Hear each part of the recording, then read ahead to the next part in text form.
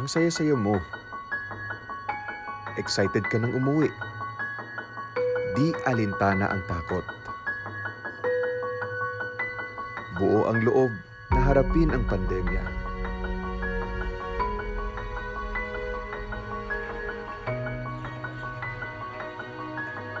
Ngunit kahit anong tapang, tibayan mo lang ang iyong loob.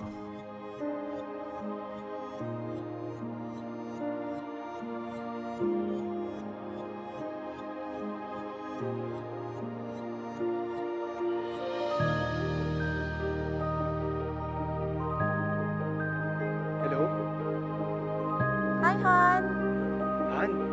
Asan ka? Labas ka naman oh. Sa labas? Bakit?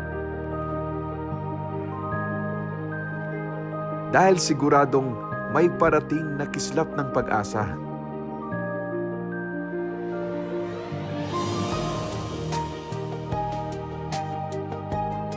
Para masilayan ang iyong pamilya.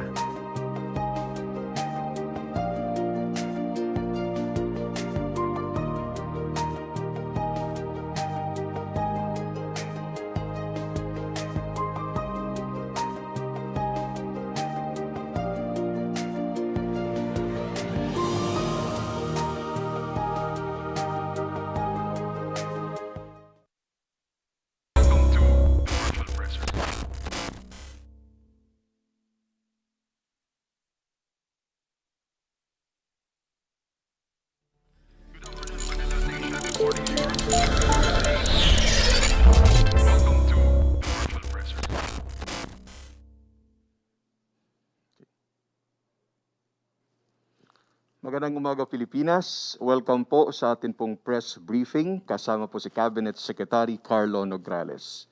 Good morning po, Sec. Magandang umaga. To our friends, members of the Malacanang Press Corps, the staff and officials of the PCOO who are here to extend assistance during this briefing sa ating mga kababayan. Magandang umaga po. Last night, President Rodrigo Duterte presided over a full cabinet meeting that tackled several issues and concerns, matters I have been tasked to share with the public. These issues involve the environment, law enforcement, food security, our COVID-19 vaccination program, and the country's credit rating. Please allow me to begin by underscoring the fact that since the beginning of his administration, the President has repeatedly stressed the importance of protecting our environment and strictly implementing environmental laws. His commitment to preserve the environment was evident when he ordered the closure and rehabilitation of Boracay. And it is evident as well in his directives to ensure that mining companies comply with the laws, rules, and regulations that govern their operations. Kaya naman po, isa sa mga tinalakay ng gabinete kagabi ay ang mining operations sa Tumbagan Island sa Languyan, Tawi-Tawi. The President is very much concerned about reports that the island has been completely devastated as a result of mining operations in the area. The island has at this point been mined out. And while rehabilitation efforts are underway, the President is issuing a directive to stop any and all mining in Tumbagan Island and to step up the rehabilitation of the area by planting more trees and other efforts of rehabilitation. More actions will be considered as more light is shed regarding the state of the island and the conduct of mining operations in the area. On another item on the agenda last night was a concern that Senator Bongo mentioned last week after stories surfaced that students were selling their lewd photos online.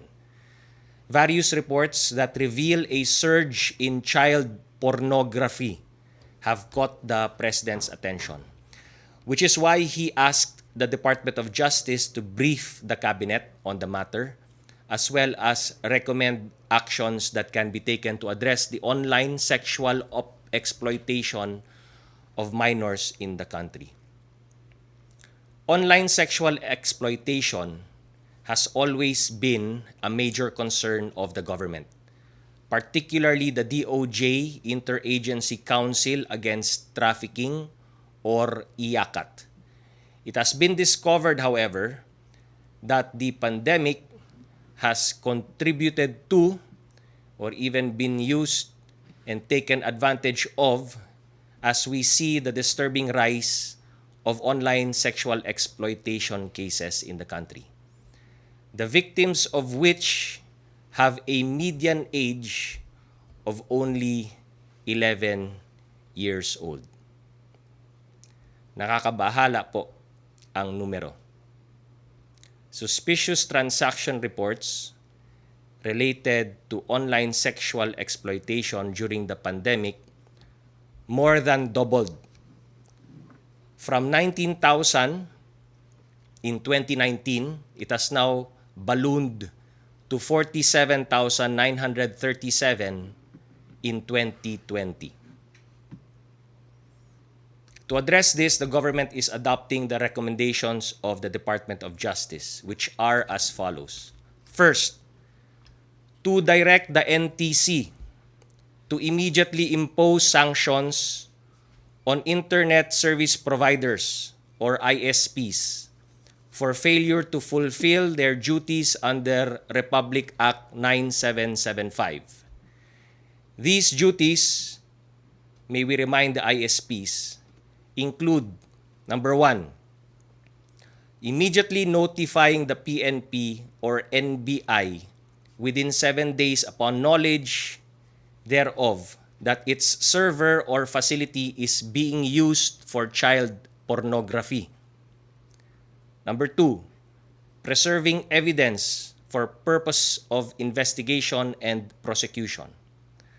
Number 3, furnishing particulars of users involved in child pornography. And number 4, most importantly for the ISPs, installing available technology to intercept or immediately block access to child porn. Second, to issue an executive order that will pave the way for, number 1, the strengthened cooperation between IACAT, the Interagency Council Against Child Pornography, and other relevant agencies. Number 2, the formulation of a case management protocol. And number 3, the streamlining of online sexual exploitation information dissemination efforts to be headed by the PCOO. Pangatlo, and we call on Congress for this, to certify as priority the passage of bills pending in Congress to amend Anti-Trafficking in Persons Act that, number 1, exempt trafficking in persons from the anti-wiretapping law. Number 2, to broaden the membership of the IACAT. And number 3, to impose obligations on ISPs and tourism establishments, all in the effort for us to destroy child pornography in the Philippines. Pang-apat, to strengthen the IACAT by providing plantilla positions and additional funding. Malinaw po na hindi hahayaan ng gobyerno na madagdagan pa ang biktima ng sexual exploitation sa gitna ng kinakaharap nating pandemya. Also on the agenda last night, because of, as a consequence of the pandemic, was the topic on food security.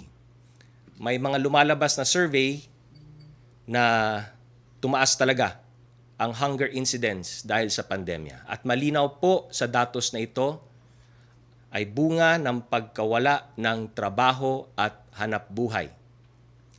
The average hunger rate for 2020, or the entire year of 2020, was pegged at 21.1% of Filipino families na nakaranas ng kagutuman.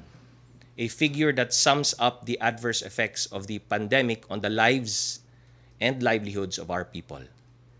The Department of Agriculture, however, has done a yeoman's job in its food security efforts despite all the challenges we face during this pandemic, as it sought to make food available, affordable, accessible, safe, and healthy. Nagawin ang makakaya para walang pila. It should be stressed that even factoring in the pandemic and losses due to recent typhoons, the country established a record high rice production in full year 2020, producing 19.44 million metric tons of palay. This is 3.33% higher than the previous year. The growth of the agriculture sector also came hand in hand with the management of inflation, as food supply and rice management efforts bore fruit and a new food security framework was adopted. To build on these gains, the government is adopting the Department of Agriculture's recommendations for a whole of government action in 2021 that will require the Department of Agriculture to team up with various government agencies, including the Zero Hunger Task Force, which I chair, in order to, number one, step up the plant program to include livestock, poultry, aquaculture, and fisheries. Number two, improve production, processing, and marketing logistics. Number three, sustain implementation of price controls. Number four, to sustain and enhance joint management and control of African swine fever. Number five, to reduce crop damage caused by typhoons.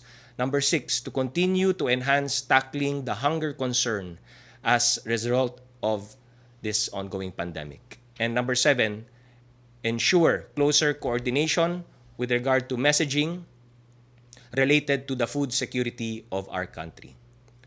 Bukod po dito, tinalakay rin po ng gabinete ang pag-roll out po ng ating vaccines. Rineport po ng Department of Finance na may 75 billion pesos po tayo na nakalaan para sa pag-procure ng vaccines para naman po sa 57 million recipients. When you add the 13 million Filipinos that will be covered by various LGUs and private sector vaccination efforts, a total of 70 million Filipinos should be able to receive the COVID-19 vaccine. The planned rollout of our vaccines is good news that impacts not only the health of our people but the economic well-being of our country as well. The Cabinet also learned last night that credit rating agency Fitch Ratings affirms its BBB rating for the Philippines and stable outlook for its economy, as it expects us to continue bouncing back this year due to our vaccination program, due in part to our vaccination program. Ang mga ito po ay mga overview ng mga tinalakay sa gabinete sa cabinet meeting kagabi. Marami pong mga detalye ang mga ahensya na nakatutok sa mga agenda items na ito, and we will work with the concerned agencies to flesh out these details in the days to come. Mga kababayan, sa patuloy natin na pakikipagbuno sa pandemya, mga sakuna at iba pa, sa pagharap natin sa mga parating pa na mga hamon at pagsubok, kasali na dyan ang kagutuman. Kailangan nating magtulungan. Maraming salamat po. Dagang salamat sa tanan. Amping kamo kanunay. Ampo kanunay. Thank you, Kabsec. Before we start or before we proceed to the Q&A session, panoorin mo natin yung mga mechanics para ho sa atin pong question and answer session. The mechanics for the Q&A portion. 1. Make sure that you join the Zoom meeting room with your name and the name of your media outlet. 2. Questions sent in advance by the media will be read in order of submission. 3. To ask a question live, you may click the raise hand button or notify me through the Zoom Q&A chat box. I will then call your attention when it's your turn to speak. 4. Please state your name and media outlet before asking your question and say to whom your questions are directed to. 5. To make way for other participants, the media participant may initially ask 2 to 3 questions. You will be allowed to ask more questions later on if time permits. 6. We encourage our media participants to please only limit your questions related to the topic.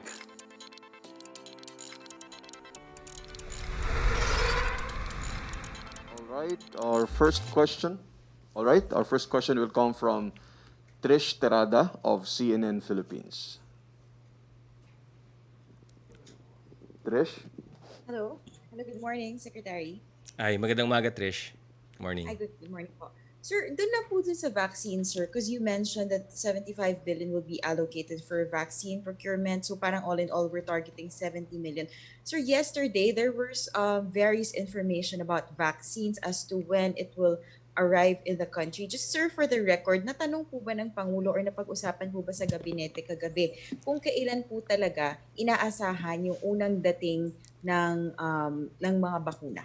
And which brand, if you may share? Well, unang-una sa lahat, napakaliwanag po na malaki yung kumpiyansa ng Pangulo at ng buong gabinete sa buong team ni Secretary Charlie Galvez.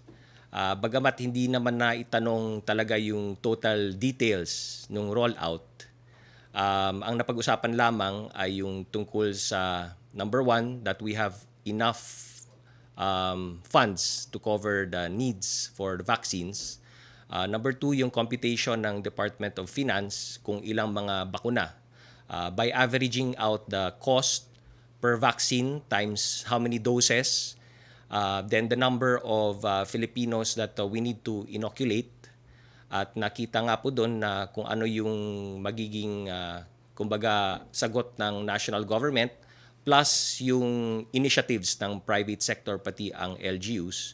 So we're confident to be able to cover that many Filipinos, and that's enough for herd immunity. At siguro ang pinaka-essence ng report ng Department of Finance is number one, that we have enough funds. Number two, we have enough funds for enough number of Filipinos to be covered, excluding yung mga underage. No?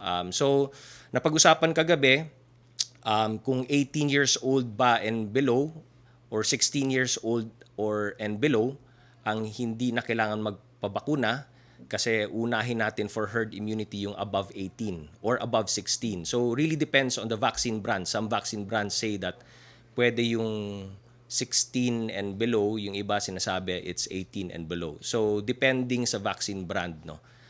But ang essence, ang pinaka-essence, ang bottom line natin is that we have enough funds and we have enough to cover for herd immunity in the Philippines. And full trust and confidence sa team ni Secretary Galvez to be able to acquire enough vaccines for this national effort. Sir, dito po sa yung nabanggit niyo pong rising case ng online pornography among involving children, ano po yung naging initial na reaction dito ng Pangulo? And what will be his orders? Kumbaga magkakaroon ba tayo ng, are we expecting crackdowns and initial information, sir? Is there a syndicate behind this or kumbaga individual, kumbaga per family ba ito nangyayari? Well, first things first, I think the real message is for the ISPs natin, our internet service providers. You must be reminded, and you are duly reminded right now, of your obligations under Republic Act 9775. And Republic Act 9775 is actually our Anti-Child Pornography Act of 2009. So ibig sabihin, since 2009, dapat duly noted na ninyo ang obligations ng ating mga internet service providers, which by the way, includes putting up the technology to block any child pornography sites happening using your internet service. And might I remind you that in this Section 15 of the said Republic Act, any ISP found guilty of willfully and knowingly failing to comply with the notice and installation requirements under Section 9, installation of technology that will block child pornography here in the country, will suffer the penalty of fine of 500,000 to 1 million pesos for your first offense, And in case of a subsequent offense, the penalty shall be a fine of not less than 1 million to 2 million pesos plus revocation of your license to operate. If you want to stamp out child pornography in the country, I think we have to start with our ISPs. So ISPs, you are hereby duly served with notice of your obligations under Republic Act 9775.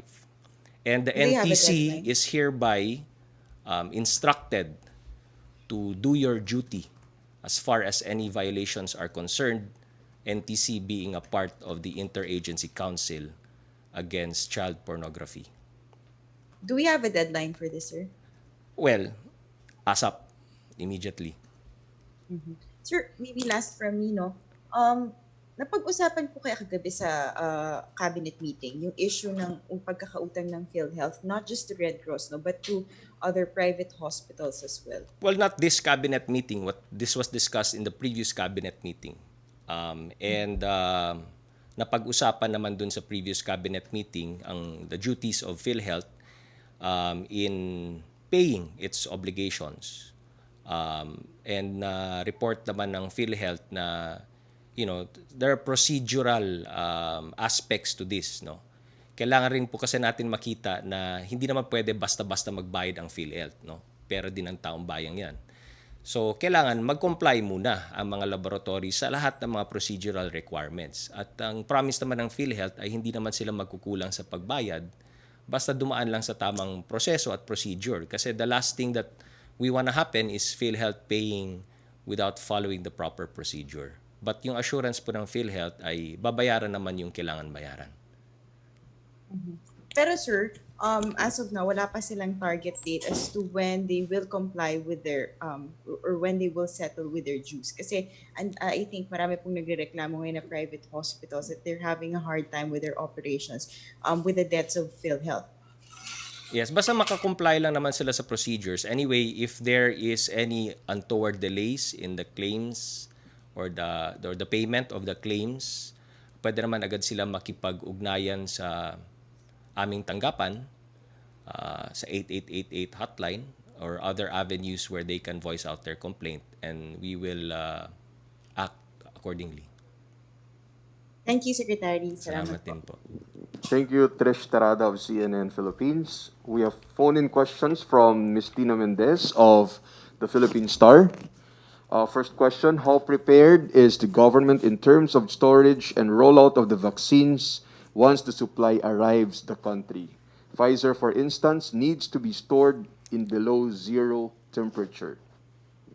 Ang alam ko, ang pagkakaintindi ko kasi itong mga pharmaceutical companies, when they come in and enter into contracts with us, we have naman the ability or pwede naman nating ibigay yung mga responsibilities and obligations na yan sa mga pharma companies, including yung proper distribution. No? So that's also part and parcel of the rollout of the vaccine. Of course, kung kinakailangan ng support from the government, nandyan naman po yung suporta na maibibigay ng gobyerno. No? Plus, of course, the private sector efforts also. But obviously, it is something that we are monitoring kasi naman po, importante hindi lamang yung pagdating ng bakuna dito, kundi yung proper storage, pati yung proper transportation. No? So, some of the pharmaceutical companies have their own distribution channels and outlets.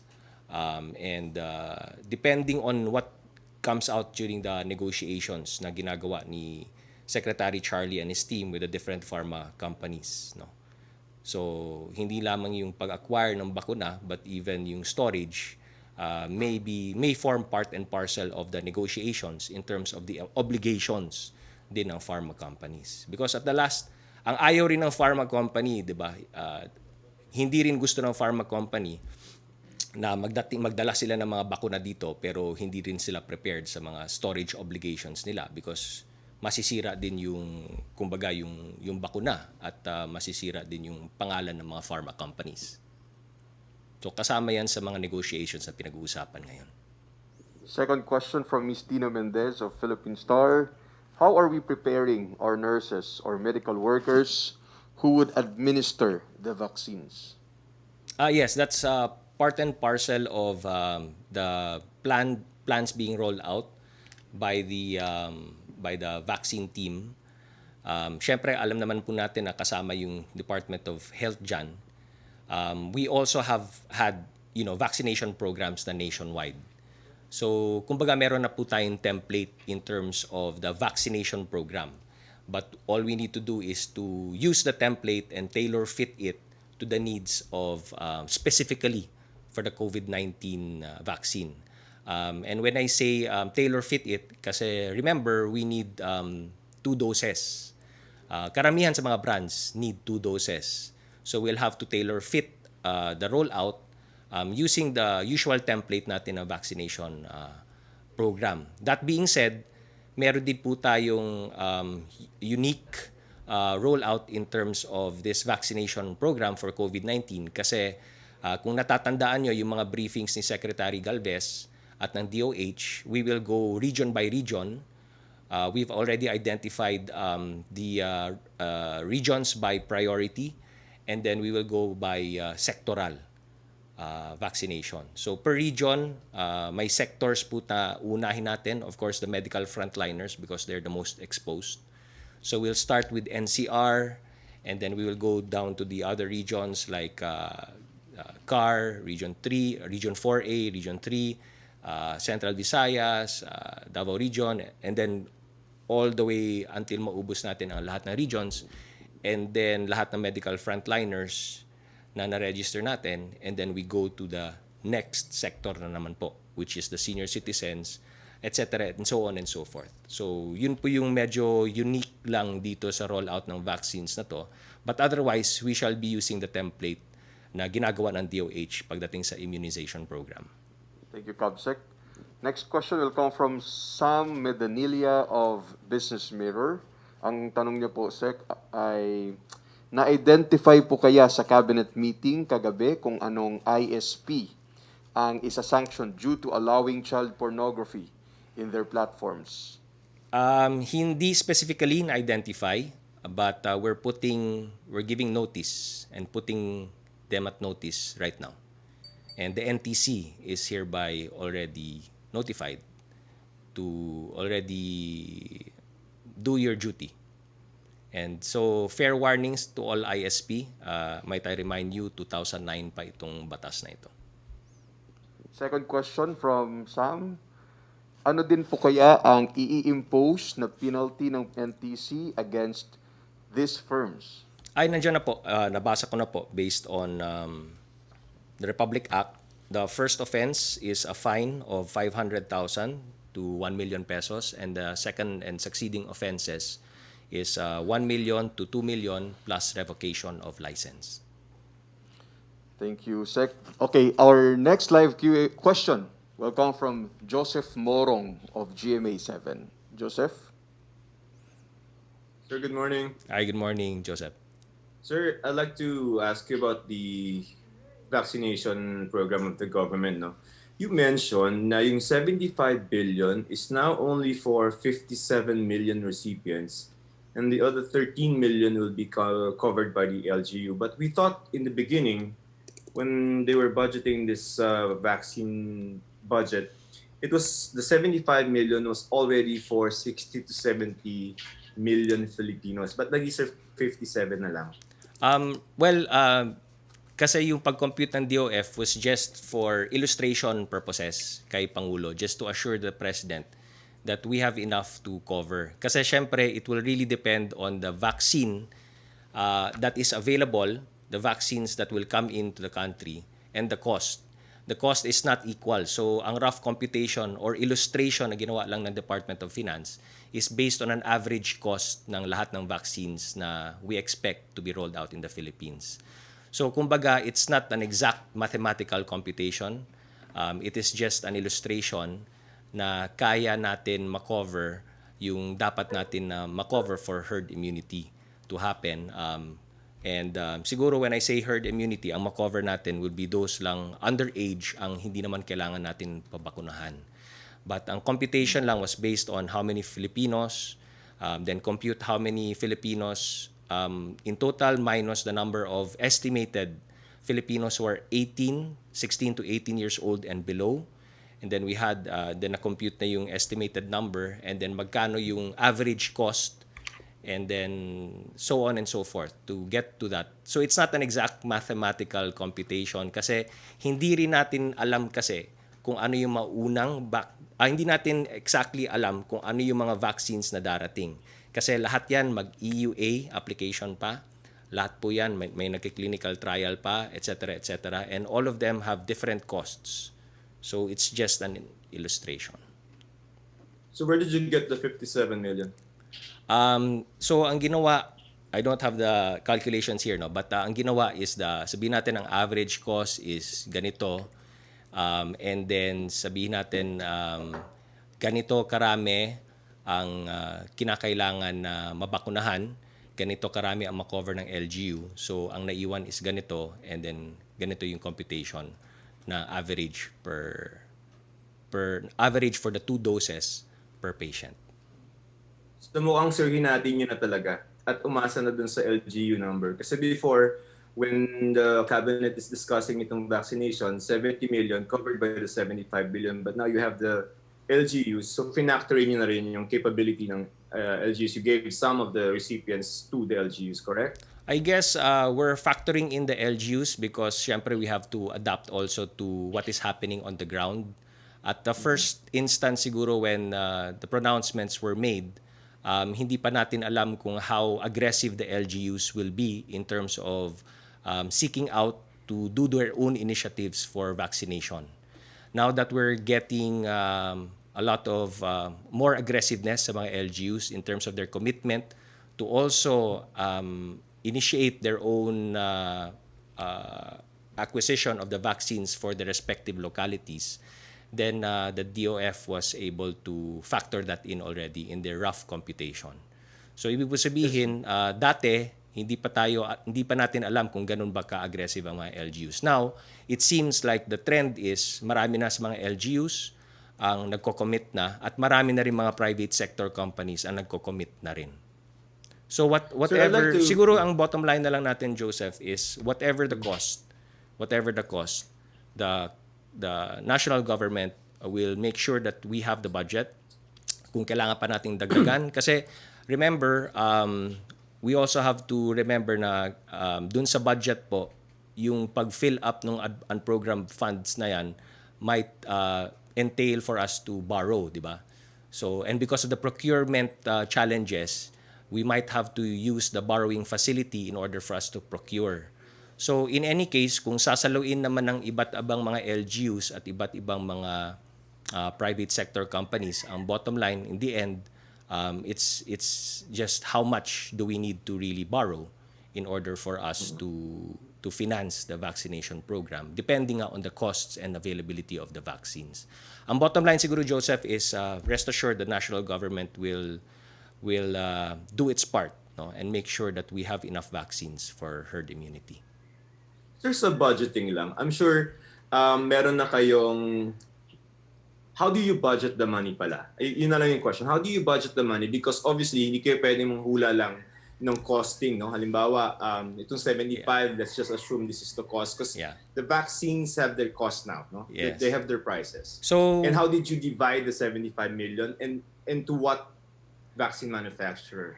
So, syempre, it will depend also on which vaccine manufacturers will apply for EUA, emergency use application dito.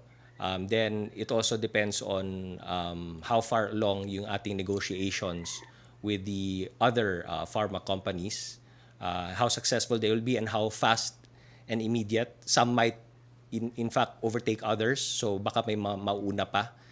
May ibang mahuhuli, and then those have different costs, diba? But ang importante lang dito, Joseph, is number one, na-identify na po natin kung sino yung ating ang bilang na mga magiging beneficiaries ng vaccination program per sector, per region. Okay. Then because we have that number, then we know how many vaccines we need.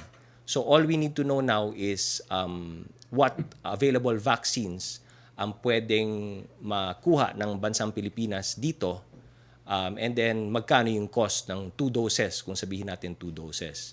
And then because we have that facility through borrowing, then obviously it will depend on ano yung brand na bibilhin through that lending facility window. And then yun yung cost. And then yun yung ating uutangin, if ever.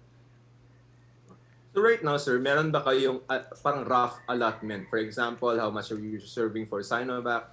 How much are you reserving for Pfizer? Yung mga ganung bagay. Do we have that now? Ang alam ko na strategy natin is, like I said, naka-allocate na yan per region. Unahin muna natin yung segment sa medical frontliners. Okay, so ano yung total mo ng medical frontliners for the entire country from NCR all the way to the last region? Meron ka dyan. So, yun yung ano natin. So, yan ang unahin nating segment of society at yun ang unahin natin in all of the regions. So, ilan yan? So, ilan bang masusupply ng, sabihin natin, ng vaccine manufacturer A? Sabihin natin, kalahati lang nun. Okay, so, yun lang because yun na ang kaya masupply ng vaccine company for the Philippines in the first quarter of 2021. Sabihin natin ganun. And then makipag-negotiate pa tayo sa iba. Kailan ba darating yun? Sa second quarter. Okay, then pupunuin na natin yung lahat ng segments hanggang sa dulo nung last region and then we go to the next segment which is senior citizens. So kung ilan man yung maiiwan, then balik ka dun sa NCR for the senior citizens. And then move down the line all the way to the regions. Pag naubos ang senior citizens, doon naman tayo sa mga poorer sectors of society, which na-identify na rin natin. Then you go back to NCR, and then you work your way down. So ganun po. Kaya ang pag-fill in the blanks mo is depende kung ilan yung masusupply ng pharmaceutical A. Diba? Then, okay, dyan mo ipupuno. Then, ilan ang B? Dyan mo ipupuno. And so on and so forth. That is what we plan to do. Okay, so just last 2 points, no? So yesterday, ang sabi, Sinovac, February, ilan ba yun? 50 million doses, is that correct? Was it the figure discussed in the cabinet? Mas alam, hindi namin na-discuss ang figures, so I don't have the figures with me right now. Maybe best to ask Secretary Galvez about the exact figures. So Sinovac will go to where immediately in February? NCR. Kasi yan ang NCR, first natin. with the- NCR, medical frontliners for NCR. Kasi yan yung number one priority natin in terms of region and in terms of segment of society. Yun yung pong sinabi ni Secretary Galvez na February 20, yun din po yung napag-usapan sa palasyo. Like I said, we didn't talk about the details of how many vaccines per pharma company.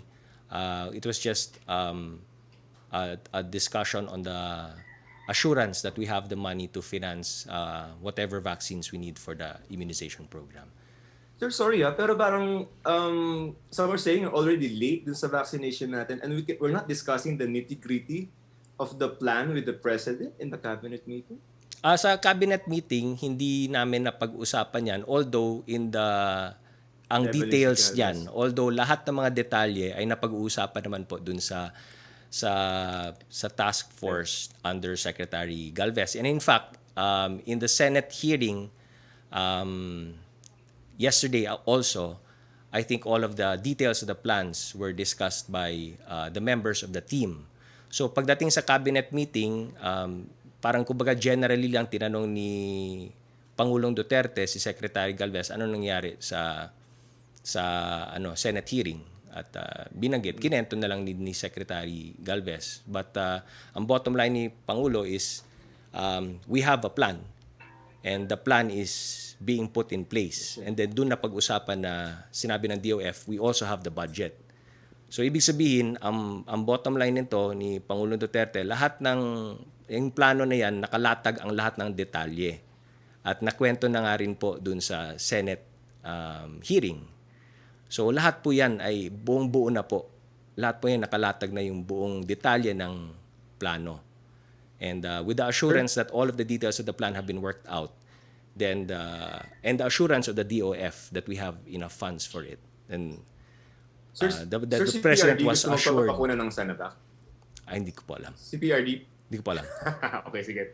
Thank you, sir. Bye-bye. Thank you, Joseph Morong of GMA 7. Two questions from Ace Romero of the Philippine Star.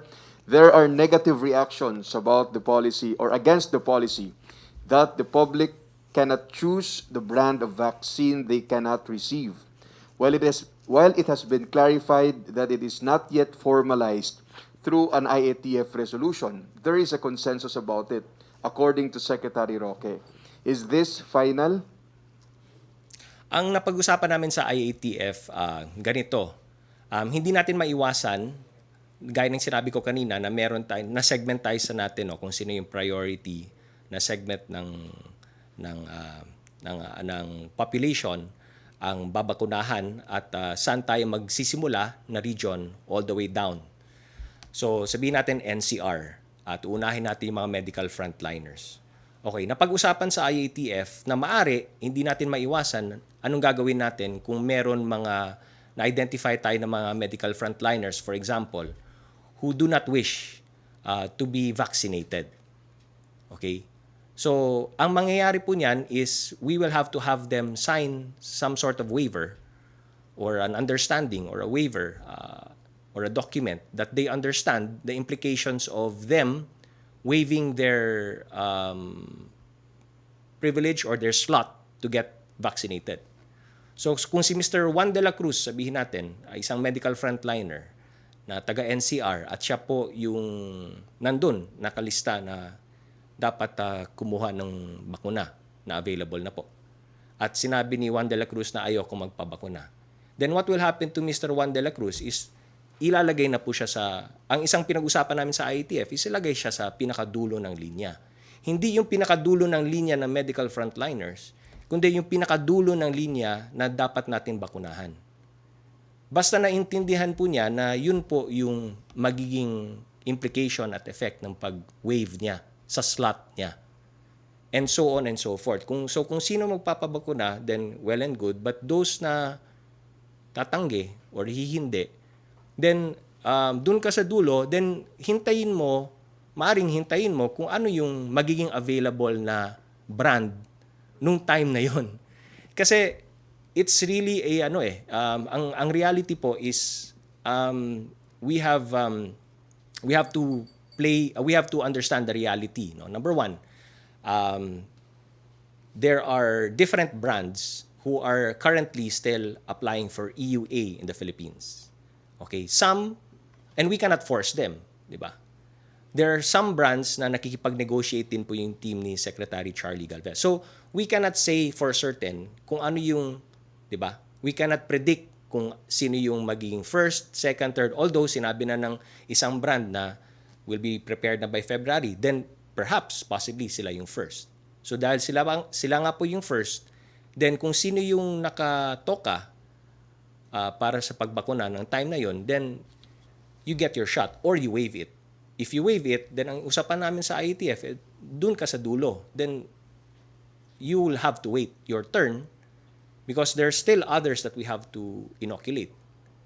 So, kumbaga, ang context siguro ng sinabi ni Spokes Harry is that hindi namin ma-predict na pagdating sa time mo, kung ikaw ay nakalista, hindi namin ma-predict anong brand ang nandyan. But we'll not force you. You can waive, but understand that when you waive, then you will have to give your slot to the next in line and you will have to go to the end of the line. Otherwise, medyo magiging magulo. Di ba? Kasi kung magkakanya-kanya tayong pili, then we have to put some order in terms of the queue. Right? At yan po yung mga discussions namin sa IATF. Sir, follow-up question from Ace Romero. Yung pilian daw po ba, final na daw po ba? And how do you respond to concerns of people about the quality of vaccine that will enter their system given that they won't have any information about it? Well, ang standard naman po na sinusunod natin, yung standards ng WHO. Number one. Number two, yung FDA naman po natin, you have to remember that the FDA here is also looking at whatever FDA regulations and applications ng mga pharma companies na ito sa ibang bansa. Ibig po sabihin, karamihan rin naman po ng mga brands na nag-apply po for FDA application here ay pumasa na rin po sa emergency use application sa ibang bansa. And might I add, these are countries that are first world countries. So, ibig sabihin, kung dumaan po sila sa FDA ng ibang bansa na mas, sabihin natin, mas first world pa kaysa sa atin, at pumasa naman po sila sa mga regulations ng FDA ng bansang yon, then, pagdating sa FDA dito, that's a big factor na titingnan ng FDA.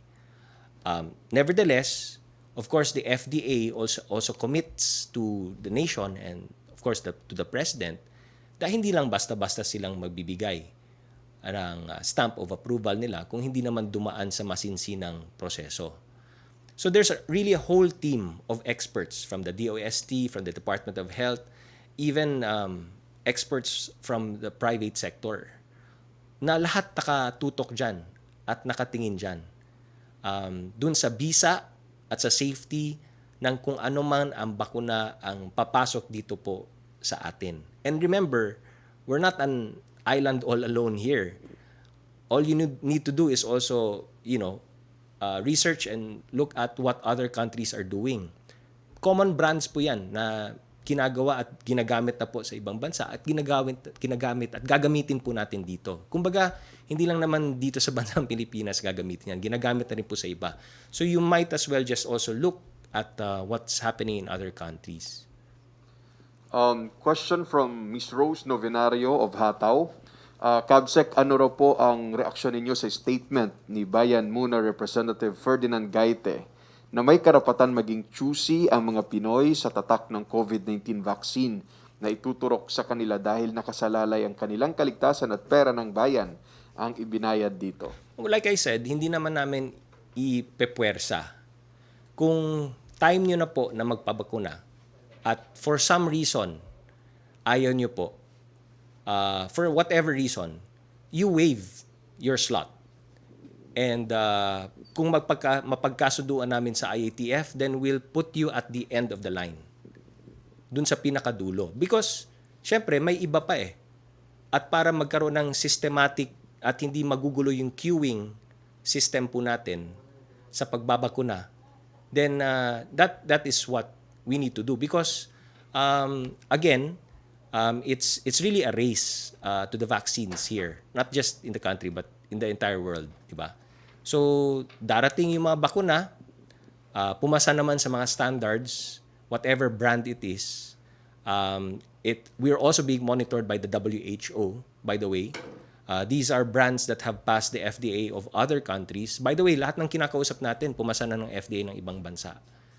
So, like I said, you may opt not to take it once your turn comes, but be prepared na you will go to the end of the line. From Jen Kabiling of Manila Bulletin, why buy COVID-19 vaccines only for 57 million recipients? What is stopping the government from purchasing free vaccines for all Filipinos? Yung age po. Some of the vaccines, the manufacturers and the companies say that it's some are saying na 16 and below hindi na, at some brands are saying 18 and below hindi na. So we're with that. Kumbaga, we submit to what the vaccine manufacturers tell us, advise us, as well as the WHO as well. So this is not a unique practice in the Philippines. It's a practice that is being done worldwide.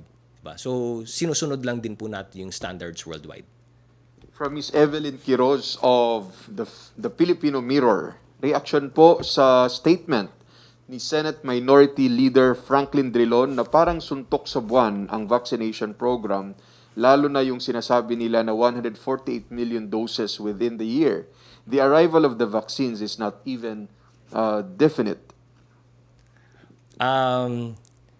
Ewan ko kasi baka dahil opposition, kailangan siguro yun ang sabihin. Pero abangan na lang natin kasi makikita naman natin yung pag-roll out naman yan, di ba? And we're already in advanced stages of negotiations with many of the vaccines. Kausap na rin po natin ang WHO. We're also part of that COVAX facility. So Hindi naman siguro natin pwedeng sabihin na drawing lang yung sinasabi ng WHO kasi nakikipag-negotiate din po tayo sa WHO, di ba? So, I don't know.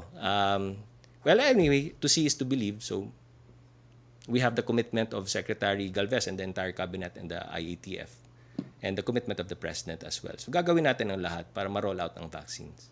From Celerino Monte of Manila Shimbun, can an individual avail of the COVID-19 vaccine of his or her own choice at his or her own expense? Will these vaccines be available in the market this year? Hindi po. Dahil na-explain na ito ng FDA head natin, si Director General Domingo, na these vaccines, because of the novelty, no, yung itong bagong bakuna na ito, mga bakuna that's available, they apply for emergency use application dito sa bansa. And an EUA is actually not for commercial purposes. Kaya nga po, ang setup is that it's only through the national government. Kung nakikipag-usap po ang private sector sa ibang pharmaceutical companies, it's through a tripartite agreement. Kasama rin po ang national government. When the LGUs speak to the pharmaceutical companies, it's also through a tripartite agreement with the national government na kasama dun sa tripartite agreement na yan. Only because the unique characteristics of this, the vaccines that are available for specifically for COVID-19 is it's an EUA application, not just in the Philippines but in the entire world. Lahat ng binibigay ng mga FDA ng iba't ibang mga bansa is EUA. And by the nature of the emergency use application, it is only through national government. Why? Because again, there is limited number of vaccines available. No, maraming mga companies and pharmaceutical companies have already completed phase 3, and that's the reason why they're ready for EUA. Some companies are still doing phase 3, some are in phase 1, phase 2. So, ang setup sa buong mundo is it's all EUA and it's all through our respective national governments para hindi tayo magkaubusan. Remember, it's a worldwide battle against COVID-19. We have to set it up in a way na all national governments are all responding in a coordinated and synchronized manner. So much so na walang bansa sa buong mundo ang mapag-iiwanan. Kasi if we are not safe, no one is safe unless everyone is safe. Ganun po yun. No one is safe unless everyone is safe. So meaning to say, it has to be a rollout in the entire world. And gulo-gulo na yan if kanya-kanya tayo. No? So as much as possible, what we're trying to do is trying to synchronize and coordinate all efforts among all governments. At ang assurance nga ng international community is no nation will be left behind here. Particularly the poorer nations. Kaya nandiyan yung United Nations, nandiyan yung WHO. Hindi pwedeng may mapag-iwanan dito because otherwise there will always be that threat coming from that particular or any particular country. So let's not be negative about it, no? Because let's just support and help one another. Because like I said, it's not just an entirely solo effort of the Philippines here. We are being backed up by the whole international community. United Nations, WHO, lahat po tayo magtutulungan. Sir, last question from Tina Mendez of Philippine Star. Napag-usapan ulit ba sa cabinet meeting ang proposed amendments ng economic provisions under the Constitution? Hindi po. We didn't talk about charter change. How critical daw na ma-amend ang mga ito before 2020? We didn't talk about charter change. Okay, sir. That was the last question that we have time for. Closing statement, sir, before we end. Maraming salamat, ASEC JV, at sa lahat ng ating mga kababayan na nakikinig ngayon. Alam ko marami pang katanungan, no? Ang anaa sa inyong mga huna-huna. Siguro ang assurance na lang po namin that we are doing everything that we can, from the President all the way to his cabinet members, all the way to the local government units, all the way to the private sector. We are helping one another because that is the only way that we can fight COVID-19. Not through bickering, not through fighting, definitely not through fake news, negative information, but through helping one another. And basta magsama-sama tayo, not just the Philippines, but the entire world, we can beat this thing. Maraming salamat po. Maraming salamat, Cabinet Secretary Karlo Nograles. Maraming salamat po sa atin pong mga kasama sa media, sa Malacanang Press Corps at sa lahat po ng media na sumali at nakatutok dito po sa ating press briefing. Diyan po nagtapos o dito po nagtatapos ang atin pong press briefing kasama si CABSEC Karlo Nograles.